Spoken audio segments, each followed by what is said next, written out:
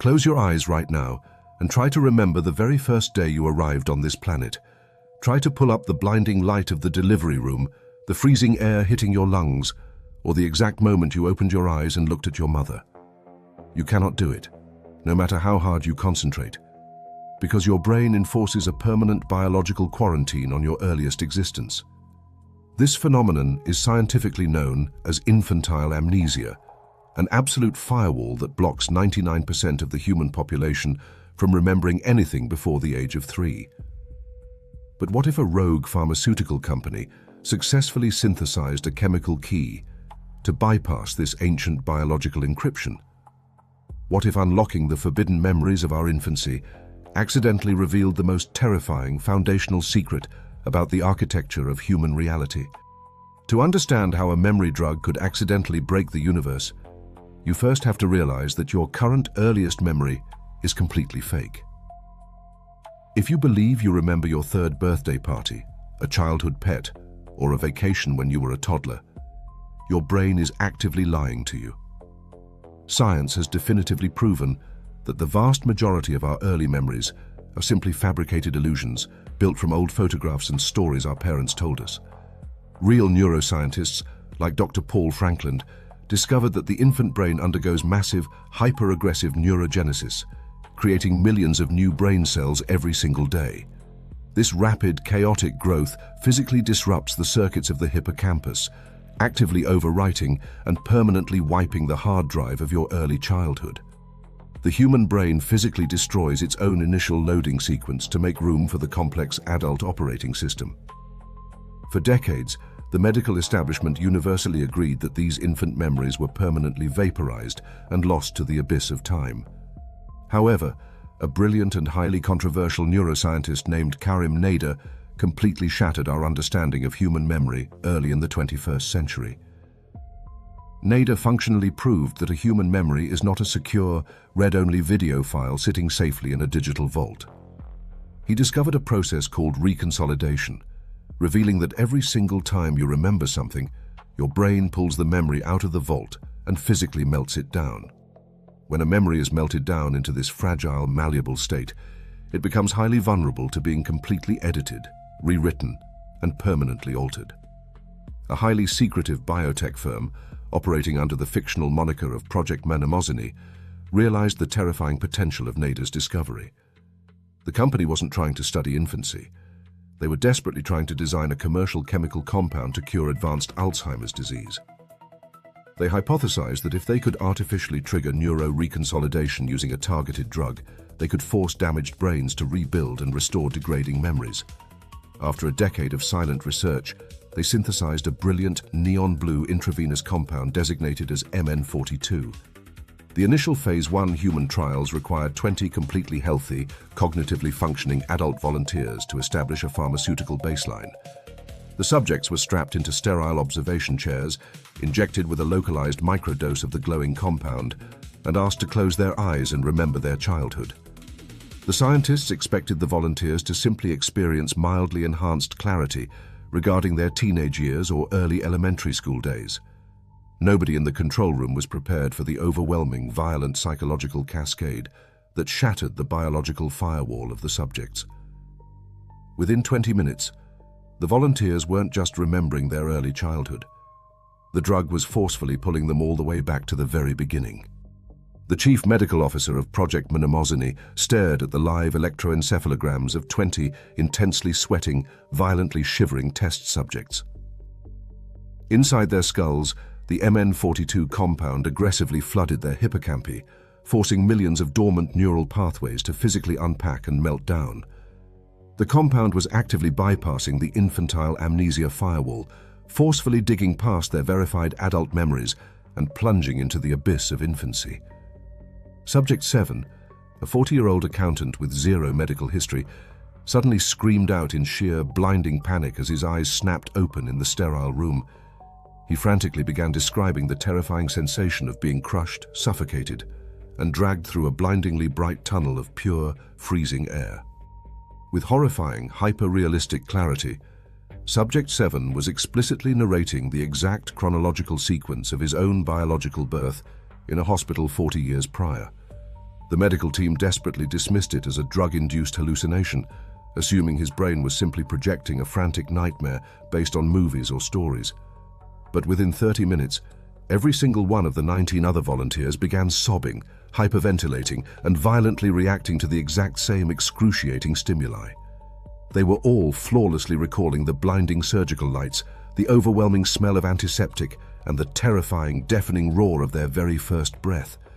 The scientists frantically cross-referenced the subjects' detailed accounts with their sealed medical birth records and discovered an absolute mathematical impossibility. These random people were actively verifying highly classified, impossible details, like the exact song playing in the delivery room or the specific color of the doctor's scrubs. The drug was working with a level of horrifying efficiency that completely shattered the established laws of human neuroscience and memory storage. It functionally proved that infantile amnesia doesn't actually delete the hard drive of the infant brain. It simply hides the files behind heavy biological encryption. But the celebration in the observation room instantly died when a terrifying realization quickly swept through the lead monitoring technicians. The compound wasn't just pulling the subjects back to the moment of their birth, it was aggressively dragging their consciousness even further back into the absolute dark.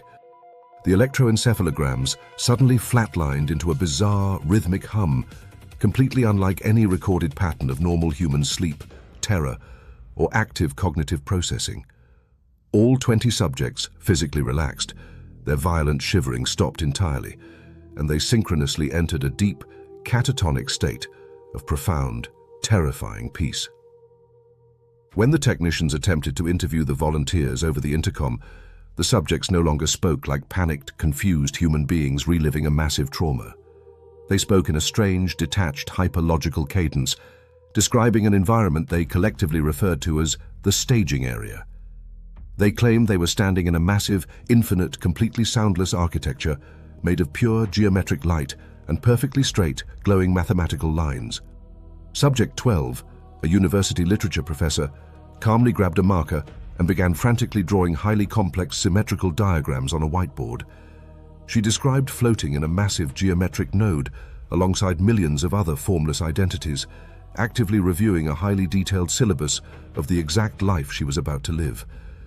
The scientists were utterly paralyzed as they listened to her describe choosing her specific parents and agreeing to experience the exact physiological pain of her future existence. They immediately realized this was completely identical to the terrifying cross-cultural accounts documented in 40 years of near-death experience research. People who had been clinically dead for minutes often described returning to this exact same geometric, infinite staging area before being abruptly pulled back into their physical bodies. The lead researcher of Project Mnemosyne immediately ordered the heavily armed medical staff to isolate all 20 subjects into completely separate, soundproof observation cells. He frantically assumed this was a bizarre case of mass hysteria or extreme psychological contagion spreading verbally among the vulnerable volunteers. But the absolute horror of the situation truly materialized when the technicians turned on the isolated surveillance cameras in every single room. Without any communication or shared visual reference, all 20 individuals were aggressively sketching the exact same hyper-complex geometric map on their walls. They flawlessly drew identical, interlocking hexagonal grids that stretched infinitely into massive vertical pillars, completely ignoring the frantic questions coming through the intercoms. A senior computer engineer consulting for the medical team stared at the 20 identical surveillance monitors in absolute paralyzing disbelief. He ran the frantic scribblings through the facility's supercomputer, desperately trying to match the geometric patterns to known biological or architectural structures. The supercomputer did not return a match for a spiritual realm, an ancient religious temple, or any known mapping of the human nervous system. Instead, the algorithm generated a flawless, one-to-one topological match with a modern, high-density digital server farm and dynamic rendering engine. The terrifying waiting room these volunteers were remembering from before their birth was mathematically identical to the back-end architecture of a computer simulation. Subject 7 calmly approached his observation camera, looking directly into the cold glass lens with eyes that no longer seemed remotely human. He explicitly explained to the terrified scientists that the blinding light of the delivery room wasn't the beautiful miracle of biological life beginning. That blinding white light was simply the harsh, sudden visual feedback of a localized, high-resolution rendering engine initializing his physical avatar for the first time. The infinite geometric staging area, they remembered, was nothing more than a digital queue, a temporary holding folder where conscious data packets waited. Infantile amnesia wasn't an accidental biological side effect of aggressive infant brain growth. It was a deliberate, hard-coded security firewall designed to hide the truth. This terrifying realization instantly explained decades of medical anomalies, specifically the bizarre, uniform hallucinations reported by patients globally during near-death experiences. When a human body suffers catastrophic physical trauma, the simulation's algorithm temporarily unloads the consciousness to conserve critical processing bandwidth in the local area. The dying patient isn't ascending to a majestic, warm afterlife. Their active data is simply being quietly routed back to the sterile geometric loading screen. If the desperate trauma doctors manage to successfully resuscitate the physical body in the hospital, the simulation violently forces the consciousness back into the avatar. The patient wakes up remembering the glowing grid, falsely interpreting the cold, digital waiting room as a profound spiritual journey to the other side. The scientists in the control room were no longer observing a pharmaceutical trial. They were actively witnessing a fundamental breach of reality. The MN42 compound was never a medical cure, but rather a zero-day digital exploit that successfully hacked the simulation's foundational code. By melting down the memory architecture through chemical reconsolidation, they had accidentally bypassed the primary security protocols keeping human avatars blind to the system. The drug proved that our universe is a closed biological loop, heavily monitored and tightly controlled by an unseen, hyper-intelligent rendering engine. The underground observation room was dead silent as the lead researcher realized that if they could finally see the back-end servers, the architect could definitely see them. The paralyzing silence in the underground control room was violently shattered by the deafening screech of the facility's massive automated blast doors sealing shut. The lead researcher lunged for the manual override console, frantically punching in his highest security clearance, but the digital interface was completely dead. It wasn't a mechanical power failure. The facility's localized biometric servers were actively and systematically disconnecting them from the outside world. Subject 7 slowly turned his head toward the surveillance camera, his voice echoing through the intercom with a chilling, metallic, synthetic distortion. He calmly informed the terrified medical team that by forcing the biological avatars to remember the staging area, they had triggered a critical system firewall. The omnipotent rendering engine had successfully detected the chemical memory exploit, classifying the entire underground bunker as a severe, corrupted digital anomaly. As sheer panic erupted among the trapped medical staff, the lead computer engineer suddenly froze, experiencing a violently intense, paralyzing wave of déjà vu. He watched his colleague drop a ceramic coffee mug, watching it shatter on the tile floor in the exact same microsecond he had vividly dreamt about earlier that week. For decades, modern neurologists dismissed déjà vu as a harmless, temporary biological glitch, where the brain accidentally processed new information as a long-term memory. However, the terrified engineer realized the devastating truth. Déjà vu was actually the rendering engine desperately attempting to execute a localized server rollback. The system was forcibly rewinding the immediate chronological timeline of the room, struggling to overwrite the scientist's recent horrifying discovery with a stable previous save state. Because the MN42 compound had permanently altered the volunteer's neural architecture, the avatars were actively resisting the simulation's automated, real-time memory wipe. Unable to cleanly erase the anomaly, the simulation immediately shifted its defensive strategy to aggressive background asset manipulation to quarantine the corrupted code. The digital monitors displaying the outside world began to subtly change, quietly editing historical news headlines, corporate logos, and global geographical borders in real time. This terrifying algorithmic patching process perfectly explained the bizarre reality of the Mandela effect.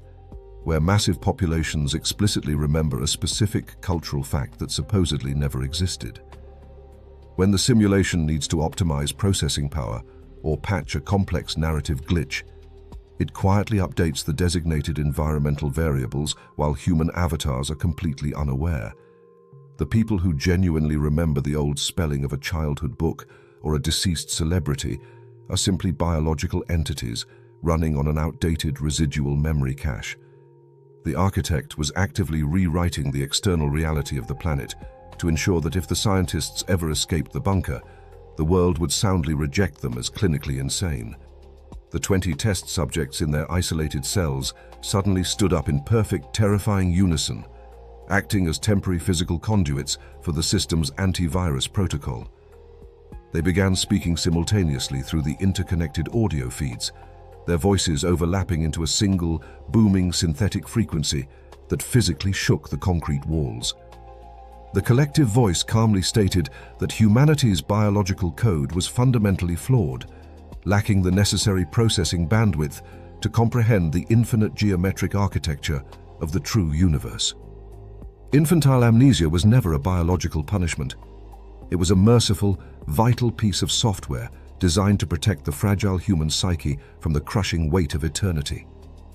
The glowing neon blue compound in their veins had successfully shattered that psychological protection, forcing the rendering engine to manually quarantine the corrupted sector to save the entire network. The surveillance video feeds abruptly cut to dead static as the lights in the underground bunker systematically powered down, leaving the scientists entirely alone in the absolute, suffocating dark. The facility remained forever buried in the dark, erased entirely from the surface world's newly updated, localized historical timeline. While Project Mnemosyne and the horrifying MN42 compound are a terrifying work of science fiction, the absolute vulnerability of your biological hard drive is incredibly real. You are not trapped in a concrete bunker fighting a digital architect, but your perception of the past is actively being manipulated every single day. The terrifying reality of infantile amnesia isn't a sci-fi firewall. It is the chaotic, aggressive explosion of infant neurogenesis completely destroying your earliest data. Your brain physically sacrificed the beautiful memory of your own birth just to build the complex neurological capacity to understand the video you are watching right now. But the horror doesn't stop at infancy. Even the memories you did manage to save from childhood are completely unverified, fragile sculptures made of biological clay. As the brilliant neuroscientist Karim Nada proved with Reconsolidation, every single time you recall a moment, you are actively destroying the original file. You're not retrieving a pristine video recording from a digital vault. Your brain is melting down the neural pathways and rebuilding the story completely from scratch.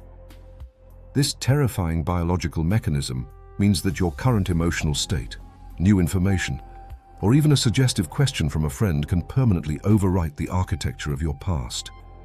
That cherished, vivid memory of your 5th birthday party has been rewritten, compressed, and neurologically edited so many times that the original truth is completely gone.